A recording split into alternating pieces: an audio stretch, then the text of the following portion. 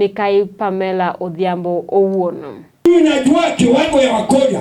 Mkoria kama mzee, kama mimi naona mzee mmoja alizungumza hapa.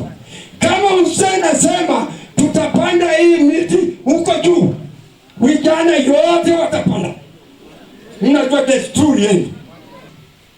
Wazee, kile ilinifurahisha kukuja kukutana na nyinyi. Tunataka amani kwa hii kaunti yetu ya Migori. Migori County iko na resources. Hata kabla tuende kwa government ya juu, Migori County tuko na lake hapa chini. Migori County tuko na udongo yenye iko na rutuba kama hapa Kuria. Migori County tuko na gold. Migori County tuko na copper. Migori County tunaweza fuga animals zote. Mtakapochaguana 2022, mimi nataka niwaombe kwa unyenyekevu. Hebu mnifikirie. Nataka kuwa gavana wa Migori County.